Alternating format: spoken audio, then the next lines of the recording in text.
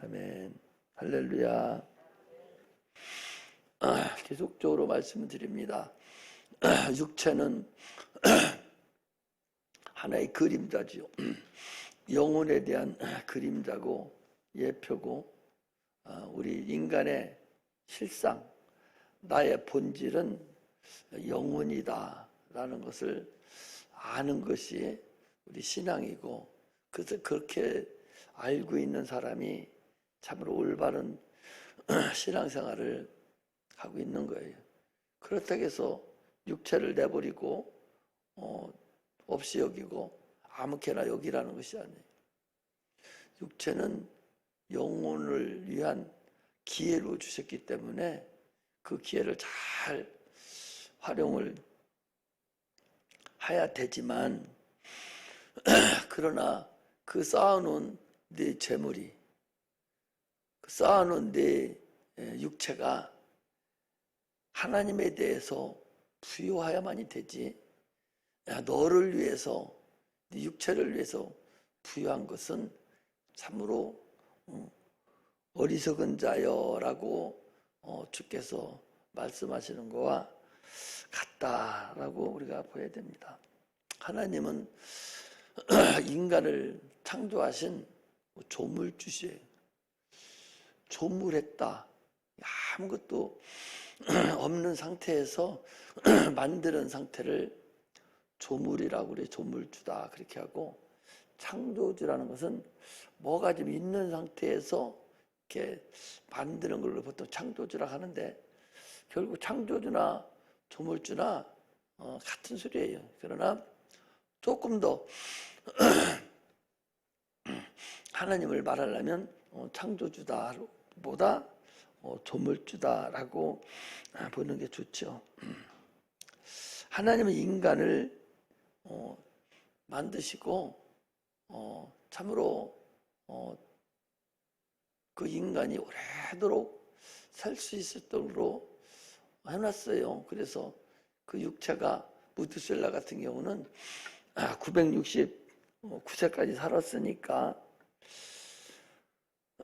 참으로 이 세상이 그 영혼을 얼마나 유할 수 있는 기회가 주어졌는지 알 수 없죠.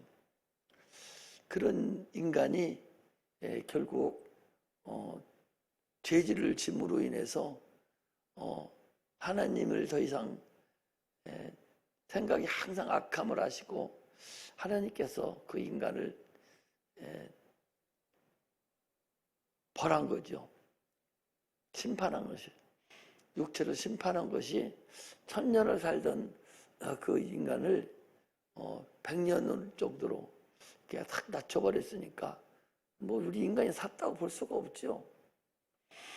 1000년을 산다면 지금 내 나이가 이제 애기인데 얼마나 저기 하겠어. 100년으로 확 낮춰놓으니까 힘도 없고 이제 모든 의욕도 없고 우리 하나님 앞에 가는 거 아니면은 별다른 큰 의욕이 없어요. 그렇게 인간입니다. 그런데요, 그 무드셀라라는 에녹이 무드셀라를 낳는데, 그 무드셀라라는 이름이 무슨 뜻인 거니? 이 아이가 죽는 날, 이 아이가 끝나는 날, 죽는 날이 심판의 날이다라는 그런 의미가 있다, 그런 얘기죠. 그러니까 한번 우리 찾아봐봐. 자, 창세기를 한번 찾아봐. 창세기. 성경이 얼마나 오묘하게 기록이 됐는지를 몇 가지만 보고서 한번 보겠습니다. 5장 24절에 보면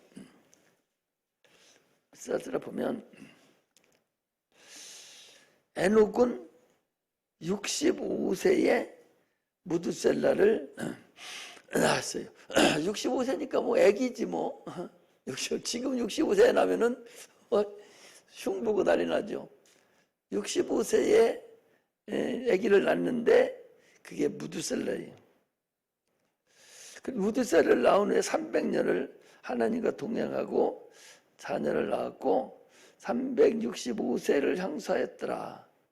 에녹이 하나님과 동행하더니 하나님이 그를 데려가심으로 세상에 있지 않았다 그랬어요. 그런데 25절에 보니까 무두셀라는 180세에 라멕을 낳고 라멕을 낳은 후 782년을 지내며 자녀를 낳았으며 969세를 향수하고 죽었더라.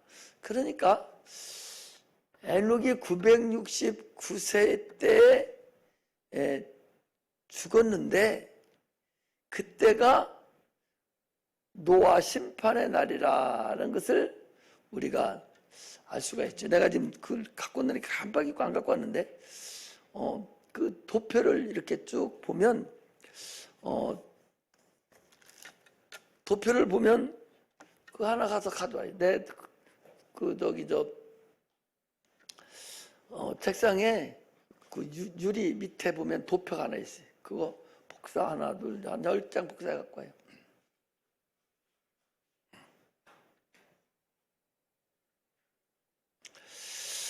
자, 창세기 8장 6절을 보세요. 노아가 홍수가 있을 때에 노아가 600세라 그랬어요.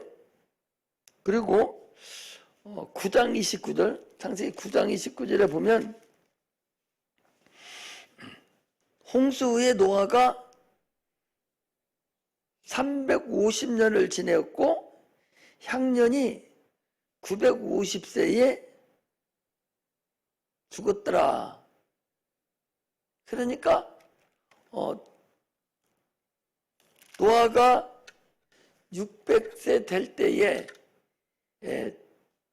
홍수가 있었는데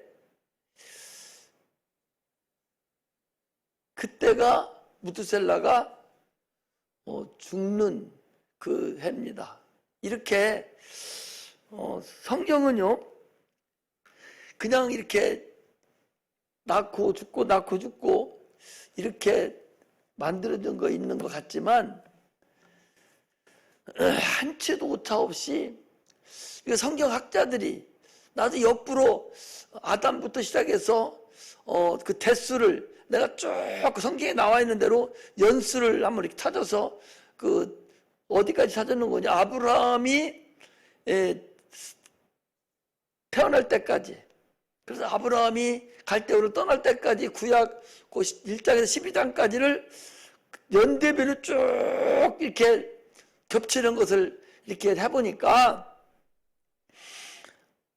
어쩌면 그렇게 딱 들어맞게 맞았는지를 알 수 없을 정도로, 그리고 이름 하나하나가 다 뜻이 있어서 하나님의 그 오묘함을 그 과학적으로도 증명이 되는 그런 것을 알 수 있어요.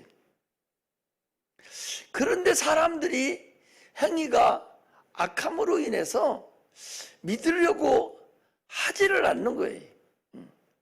오늘날에도 많은 사람들이 믿으려고 하지를 않습니다. 그냥 인본주의에 젖어서 마음이나 좀 편하게 각각 어떻게 하면 장사나 조금 잘해볼까, 어떻게 애들이나 좀 잘 됐으면 좋겠다, 이런 생각에서 신앙생활을 하지 자기 영혼이 천국 가는 걸 위해서 신앙생활을 하려고는 하지 않는 것을 볼 수가 있어요.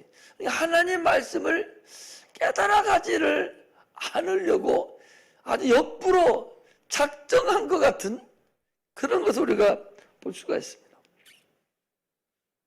그래서 하나님께서 인간이 더 이상 이것들을 천년을 살게 만들어 보았던들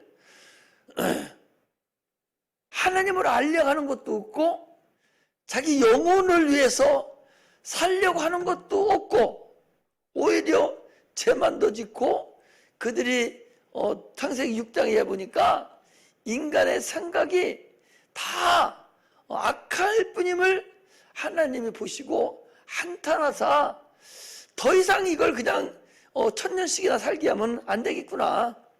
그럴 필요성이 전혀 없다고 하나님 느끼시고 그들의 삶을 한 120년 정도로 내려놔 버렸다라는 것을 우리가 알 수가 있습니다. 한번 가져와 봐요. 가지고 한 장씩 나눠줘. 잘 안 보이는데 하도 조만하게 해놔가지고.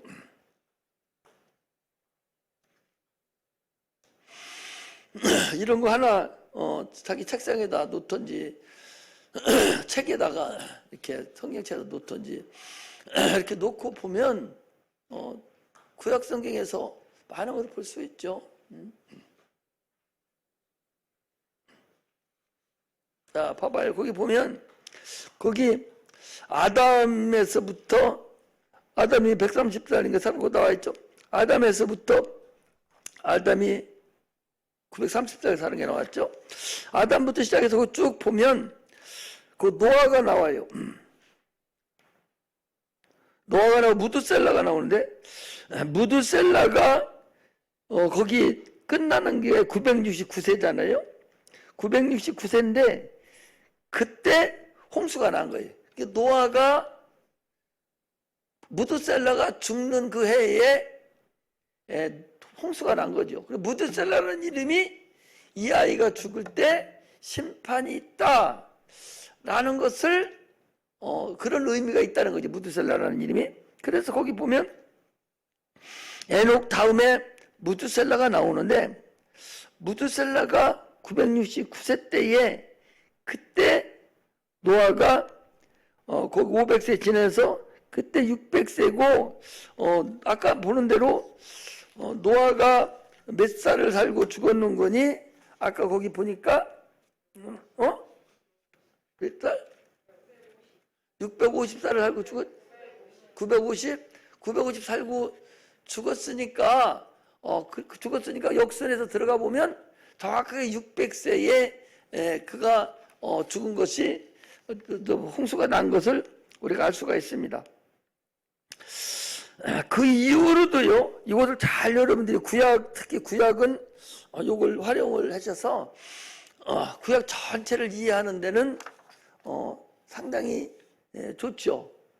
아브라함까지가 거기 나와 있어요. 아브라함이 나와 있는데 아브라함이 살아 있을 때, 그러니까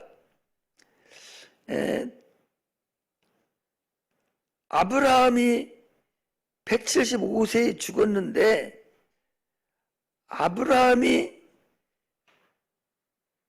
살아 있을 때에 그 위로 쭉 이렇게 올라가면 많은 사람들이 살아 있음을 알 수 있어요.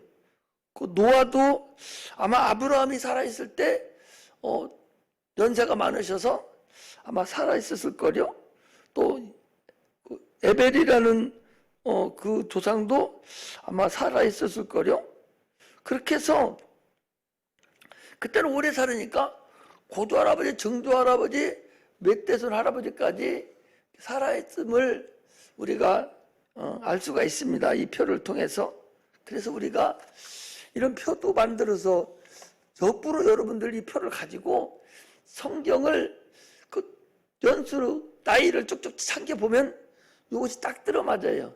그래서 이렇게 되는 거구나 하는 것을 여러분들이 챙겨보면 참으로 신앙생활하고 하는데 자신감이 생기고 하나님의 그 오묘함을 알 수가 있습니다. 그래서 자, 시편 90편을 찾습니다.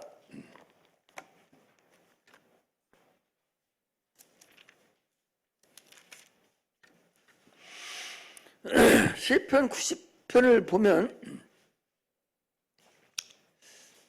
이게 모세의 기도인데 시편 90편은 모세의 기도인데 거기 9절에 보면 우리의 모든 날이 주의 분노 중에 지나가며 우리의 평생이 일시간에 다하였나이다.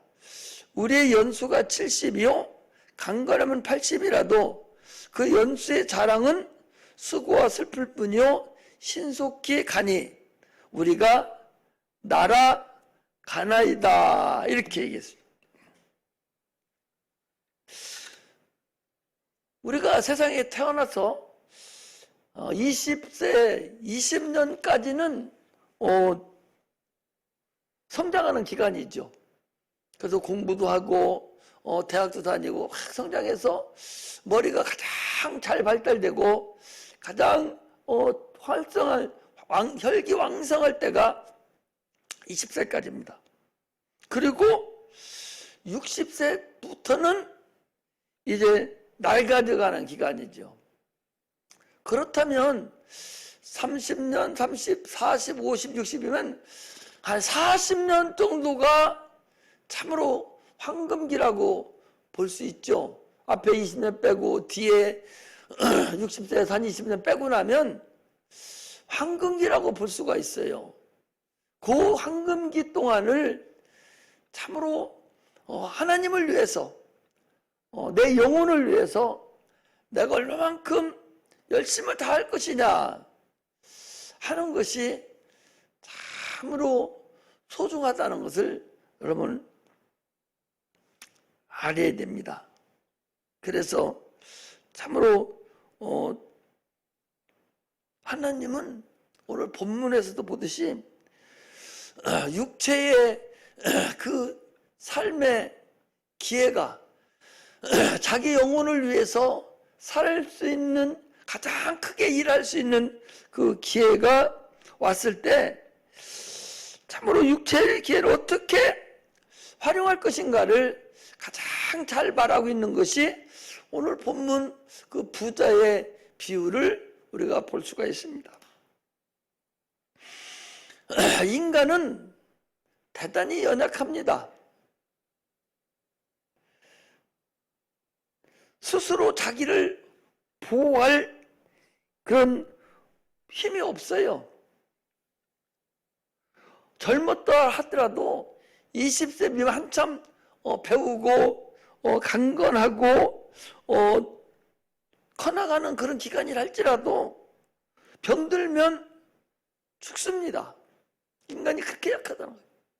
어제 누구야 서울에 있는 그 조정순 목사님 여기 우리 교단 그 목사님 지난번에 목사님 부부가 다 목사예요. 그래서 지난번에 차 타고 가다가 딴 차가 와서 받았어요. 받아서 지그닥 해버렸는데 지금 그게 코로나 시작할 때부터 그래서 한 6개월이 넘었어요. 차는 폐차하고 두 사람 다 아주 엄청나게 많이 다쳐서 병원에 입원했는데 거짓 이제 퇴원을 했는데도 불구하고 지금도 계속해서 일주일에 3번씩 병원에 다니는 거예요. 오래 간다는 거예요. 그래서 내가 육체는 별거 아니라고. 그거 골병 들은 거라고 그래요.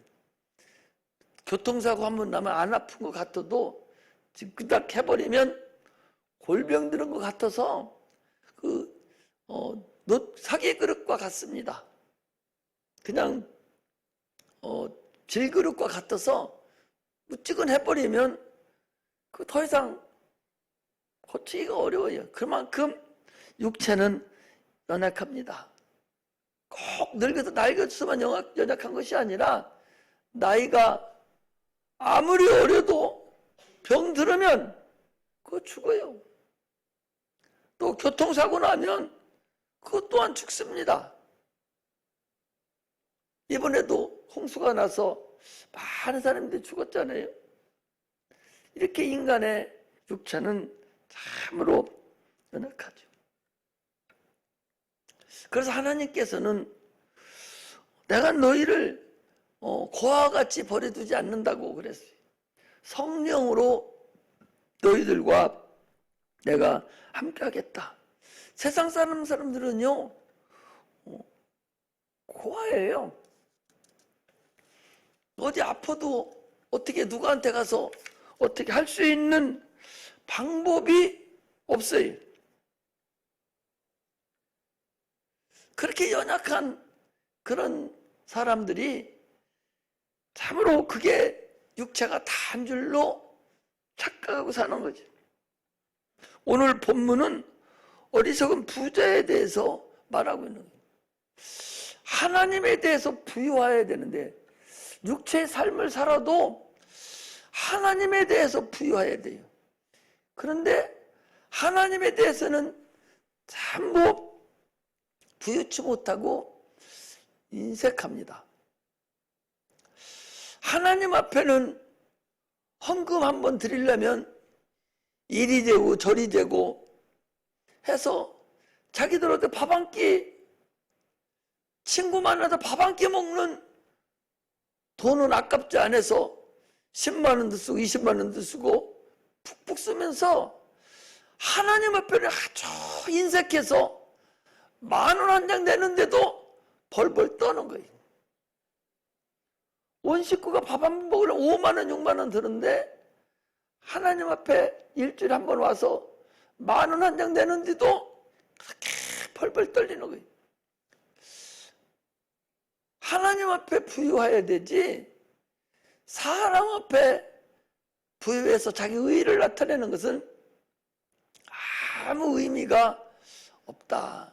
내가 또 말씀을 지난번에 드리죠. 목사를 불러서 목사님 대접한다고 그래서 쭉 갔어요. 오리고기를 급시켜가지고서 오리찜을 해서 이렇게 먹었어요. 그게 아마 15만 원, 20만 원 나왔을 것 같아. 그런데 헌금 내놓고 11조 내는 것은 그렇게 아주 짠돌이 같이 그렇게 돼요. 하나님 앞에 드리는 것은 아주 인색해. 이것은 나는 그렇게 하지 말라는 거야. 나한테 잘하려고 하지 말고 우리한테 먹는 거 그거 잘하려고 하지 말고 하나님 앞에 부유하라는 거예요. 하나님 앞에 부유해서 여기서 싸놓은 거 다 가지고 하늘에 가서 사용하는 것인데 뭐 때문에 하나님 앞에 인색한지를 모르겠어요. 결국 그분은 이제 안 나오고 말았는데 그렇게 하는 사람들이 있는 것을 봅니다. 목사라 해서 그렇다고 해서 뭐 당신이 하나님 앞에 이렇게 부유해 나는 안 먹어도 돼 그렇게는 못 하잖아요. 마음 상하니까. 부흥 강사라면 얘기합니다. 부흥 강사 뭐 한 번 보고 끝날 거니까 뭐 그냥 막 쏟아내지만 그러나 담임 목사는 마음 상하 까무서서 이리 얘기하고 저리 얘기하고 계속 얘기를 하죠. 하나님 앞에 여러분 부유한 자가 되시기를 바랍니다. 시간도 하나님 앞에 부유해야 되고 모든 부분에 하나님 우선주의로만 딱 살으면 하나님이 결코 그를 버리지 않습니다. 그분은 살아 계십니다. 우리 마음을 누구보다도 더 잘 아시는 분이 하나님이시죠. 우리는 하나님 없이 살 수 없는 자들이에요. 그러잖아요. 오직 하나님의 힘으로만 살려고 하는 자들이 신앙인들입니다. 내 영혼이 육체를 지배할 수 있어야 돼. 그게 능력이에요. 하나님 나에게 능력을 주시옵소서 하는 것이 꼭 귀신을 쫓아내고 병든 걸 고치는 것만 능력인 줄 알으면 안 됩니다.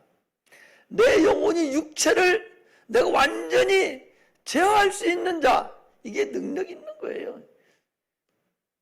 하나님 앞에 내가 부유한 것이 그게 능력이에요. 11조를 드릴 수 있는 게 부유한, 하나님 앞에 부유한 거예요. 성수주의를 할 수 있는 게 그게 능력이에요. 기도할 수 있는 게 그게 능력이지. 꼭 무슨 뭐 어디 가서 기주주 병든 거 고치는 것만 그게 능력이 아닙니다. 그건 그 능력이 그 사람을 통해서 나타난 것 뿐이지. 11조 드리는 게 여러분 얼마나 큰 능력입니까? 아무나 드릴 수 있습니까? 못해요. 그게 하나님 앞에 부유한 거예요. 하나님 앞에 막 자랑하고 싶은 마음이 막 생겨야 돼요. 그전에 사업할 때 돈만 들으면 무조건 11조 떼어서 가장 새 돈으로 막 봉투에다 계속 넣는 것이 그렇게 행복하고 그렇게 좋아. 그래서 그거 새벽기도 때나 아무 때나 막 갖다 주고 하나님에 막 기도하는 거, 그게 가장 하나님이 기쁘게 받으시는 거예요. 그런 마음이 있을 때 하나님은 그를 보신다는 사실을 아셔야 됩니다. 육체의 생각은요, 하나님께 원수라고 그랬어요. 육체의 생각은 하나님께 원수가 되는데 그 원수를 내 영혼이 지배할 수 있는 힘이 있어야 된다. 그런데 그게 마음대로 되냔 말이에요. 사도 바울도 로마서 7장에 보면 그랬어요. 오라, 나는 공고한 사람이로다. 내 안에 두 법이 내 안에서 내가 싸우고 있다는 거예요.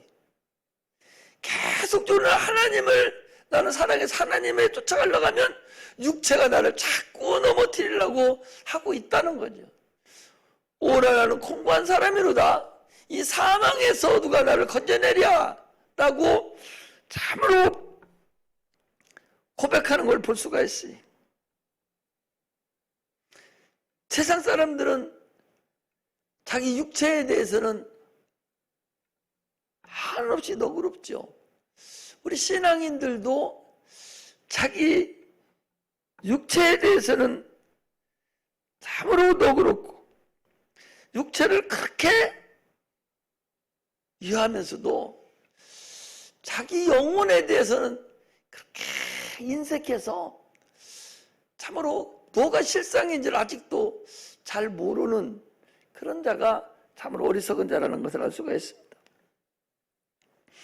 육체에 남은 그 시간이 여러분 얼마나 남은지 모르잖아요. 그 시간을 어떻게 알아요? 육체가 남은 시간을 모르잖아요. 오직 하나님 소관이에요. 숨을 쉬고 나에게 준 그 기간 동안에 내가 최선을 다해서 주께 쓰임받기를 소망하는 그게 바로 우리 신앙인들이 할 일이라는 사실을 아시기를 바랍니다. 가장 가치 있는 일을 위해서 내가 시간을 활용하고 내 재물을 활용하고 내가 영혼을 위해서 사용되는 그런 자가 되시기를 주의 이름으로 축복합니다. 요즘과 같이 참으로 이렇게 불확실성의 시대에 저런 세상에 편성해서 얼렁덜렁 그냥 대충대충 살려고 하는 것이 아닙니다. 어떤 교회는 보니까 전 교인 금식 기도를 시켰더라고. 연세중학교 같은 데 보니까 코로나19가 하루속히 지나가기를 원합니다 라고 하는 그런 제목을 놓고 전 교인을 금식 기도를 지금 시켜서 금식 기간을 설정하고 기도하고 있더라고요. 참으로 이럴 때에 내 영혼을 위하고 나라와 민족을 위하고 참으로 이러는 자를 하나님이 기뻐하시고 하나님이 함께 하신다라고 생각이 됩니다. 내 영혼이 참으로 절망과 같은 상황에 있을 때 과연 나를 도울 수 있는 자가 있을까? 한번 생각해 보시오. 내 영혼이 참으로 절망적인 위치에 있을 때 나를 도울 수 있는 자가 있을까? 내 자녀가 참으로 세상 걸로는 불가능하고 절망적인 상태가 돼서 도저히 불가능할 때, 이럴 때 진짜 나를 도와줄 수 있는 자, 진짜 내가 그분께 기도하면 주님이 들어줄 수 있는 그런 분이 있다는 것이 얼마나 감사하고 참으로 우리가 소망된다는 사실을 우리가 알아야 됩니다. 저 믿지 않는 자들은, 저 인본주의자들은 코와 같이 무슨 일이 생기면 헐떡벌떡 막 이리 뛰고 저리 뛰고 이 음식 먹으려고 하고 저 음식 먹으려고 그러고 막 병원으로 사방으로 가지만 우리는 우리의 생사화복을 주관하시는 그 하나님, 조물주 되시는 그 하나님, 우리 아버지가 되시는 그 하나님, 참으로 절망적인 내 영혼의 삶이 절망적인 상태가 되었을 때, 내 자녀의 절망적인 상태가 되었을 때 의지할 분이 과연 있는가? 이것이 얼마나 소중한가? 나는 아픈 것을 여러 번 느껴서 그럴 때마다 자녀가 어린이를 당할 때에 참으로 나를 도와주고 인도했던 그 하나님께 참으로 도와달라고 기도할 수 있는 그런 하나님이 계신가? 내가 진짜로 어려움을 당했을 때 나를 도울 수 있는 분이 있는가? 내 영혼이 하나님의 관심 안에 내가 들어가서 기도하면 주님이 들어줄 수 있는가? 라는 사실을 우리가 알아야 됩니다. 우리는 항상 첫사랑을 회복해서 하나님 보시기에 참으로 아름다운 사람이 되어야 돼요. 항상 얘기합니다. 육체는 본질이 아니다. 육체는 하나의 예표고 그림자다. 실질적인 육체는 하나의 그림자다. 우리의 본질은 영혼이고 육체는 그 본질을 위해서 주어진 기회다. 그러므로 인해서 육체에 부여한 것이 아니라 하나님께 부여하고 영혼을 부여하게 여기는 그런 성도들이 되시기를 주의 이름으로 축복합니다. 그런데 가장 우리를 힘들게 하는 것은 거기 15절에 저희에게 이르시되 삼가 모든 탐심을 물리치라. 10계명 중에서 이 탐심에 대한 계명은 마지막 계명입니다. 그래서 계명이 1계명에서부터 5계명까지 4계명까지가 이렇게 순서가 이렇게 있는데 어떤 것이 1계명은 1계명에 있는 순서가 중요하고 마지막에 있는 안식일의 계명은 좀 덜 중요하고 그 순서에 따라서 대신계명도 하나님에 대한 순서가 중요하다. 그게 아니에요. 그건 인간이 하나의 순서만 먹여놨을 뿐이지 다 똑같이 대신계명은 하나 오차없이 똑같이 중요하다는 것을 우리가 알 수가 있어요. 마찬가지로 대인계명에서도 탐심에 대한 그런 계명이 마지막 계명으로 와 있어도 그렇게 전체를 다 아우르는 계명이 바로 그 계명이죠. 자, 우리 봅시다. 출애굽기 20장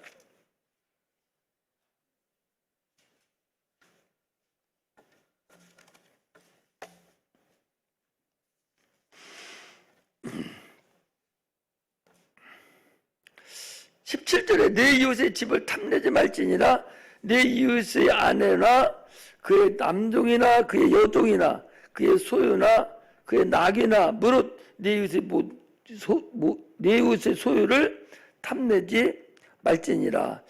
이 탐심이라는 이 계명이 우리가 가지고 있는 최고의 아킬레스건이 탐심입니다. 모든 계명은 가장 마지막 계명인 탐심에서부터 이루어지는 거예요. 이웃을 탐하는 것도, 간음하는 것도, 살인하는 것도, 도둑질하는 것도 다 탐심에서 이루어지는 것들이지 그냥 이루어지는 것들이 아니에요. 마지막 계명이라서 그게 가장 약한 계명이 아니에요. 이 탐심이라는 계명이 인간을 둘러쓰고 있다는 사실을 알아야 돼요. 이 탐심이라는 계명이 우리 영혼과 육체에서 하나님을 부여치 못하게 하는 것이 이 바로 탐심이라는 거예요. 탐심만 없다면 탐심이 없을 수가 어디 있어요? 짐승들도 서로 먹으려고 난리치는데 탐심이 없는 자가 어디 있겠어요? 이 탐심을 어떻게 내가 활용하고 어떻게 갈 수 있는가? 이게 소중하고 중요하게 성경은 여러 곳에 걸쳐서 다루고 있습니다. 탐심을 내도 하나님을 향한 그런 소망, 그런 탐심이 있어야 돼요. 하나님을 위한, 영혼을 위한 그러한 아주 진취적인 것이 있어야 되지, 육체를 위한 그런 탐심이 바로 오늘 본문에 있는 그런 육체적인 거라는 사실을 아시고 삼가 탐심을 주의하는 그런 은혜가 임하기를, 그런 탐심에 의해서 모든 죄악이 나타난다는 사실을 아시고 탐심을 제어할 수 있는 그런 은혜가 임하기를 주의 이름으로 축복합니다. 기도하겠습니다.